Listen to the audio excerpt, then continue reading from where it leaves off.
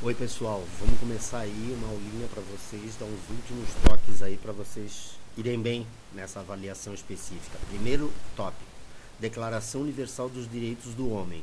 Isso a gente tem na página 6, no volume 8, e tem alguns detalhes que são detalhes importantíssimos para vocês se ligarem, para terem essa como uma grande forma de desenvolver uma redação boa, rica. Primeiro detalhe é uma obra da Organização das Nações Unidas que foi elaborada ao longo do período final da década da Segunda Guerra, né, e em 48 foi instituída. Essa declaração tem 30 artigos e esses artigos, todos eles são sobre direitos inerentes ao homem, né, que são desde o nascimento, e os direitos inalienáveis, que não podem ser retirados, que não podem ser negociados. Vocês se liguem, porque apesar de ser um documento muito importante, ele não tem força de lei. E pela primeira vez os estados, grande parte dos estados nacionais mundiais se organizam e inauguram uma nova era, né, na valorização dos direitos humanos, né, uma declaração universal dos direitos do homem, e assim deve ser entendida. Esse materialzinho vocês têm aí na página, das páginas 6 a 9 e 10 ali do volume 8. Se vocês quiserem estudar, eu acho que é essencial que vocês saibam bastante bem sobre esse tema aí. O outro tema da prova diz respeito ao teatro brasileiro. Queria que vocês se ligassem, a gente estudou exaustivamente o teatro brasileiro, a gente sabe as características do teatro brasileiro, e o primeiro aspecto importante é saber alguns detalhes do gênero dramático, características do texto teatral, né? Discurso direto, uso de atores, a ideia da importância da linguagem corporal e gestual, e também essencial a gente se ligar às rubricas dos textos teatrais que aparecem muito frequentemente. Ó, aí tem um exemplo de rubrica que eu quero que vocês se liguem, que talvez essa característica lá venha aparecer na provinha, tá?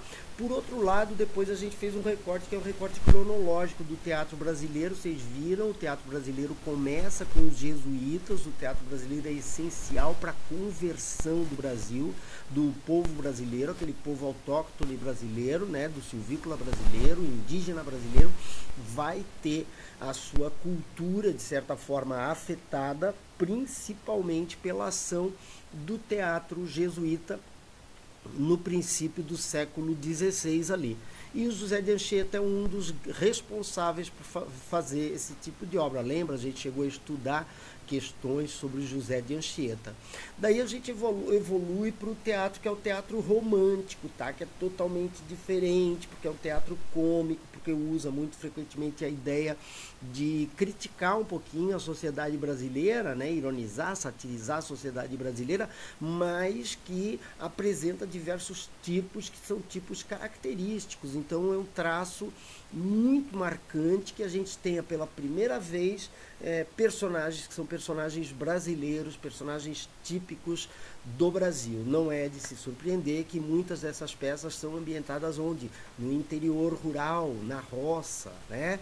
O Martins Pena era um mestre que fundamenta grande parte das suas obras por meio da expressão desses atores, desses tipos característicos do Brasil.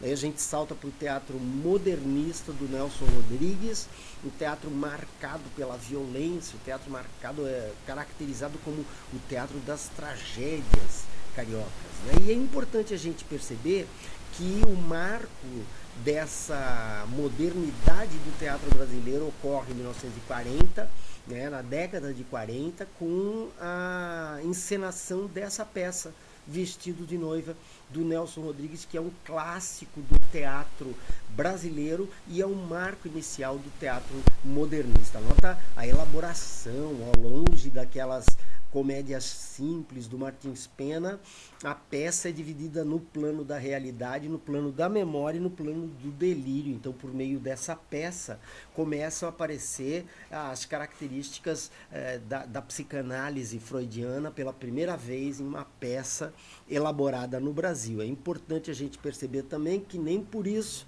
o Nelson Rodrigues abandona um caráter autocrítico, né, na sua obra. A sua obra é uma obra que critica a sociedade ao mesmo tempo que faz uma autocrítica das suas limitações enquanto autor teatral, enquanto obra dramatúrgica. Cuidado com esse detalhe, que esse detalhe reaparece. Por fim, não menos importante, aquele textinho, lembra aquele textinho do Ariano Suassuna, O Alto da Compadecida? Vocês vão reencontrar esse texto na prova, e esse texto é essencial para a gente ter uma percepção da importância de Alto da Compadecida no contexto do teatro brasileiro, também da exposição dos tipos característicos brasileiros na obra teatral brasileira, mas sobretudo pela crítica, uma crítica social que se faz a um tipo de padre, que é um tipo de padre que valoriza demais o coronel e deixa em segundo plano o povo, e deixa em segundo plano as necessidades populares, tá beleza? Boa prova para vocês aí, rapaziada, e tô torcendo para vocês se virarem bem aí, tá legal? Um abraço forte e até mais. Bons estudos!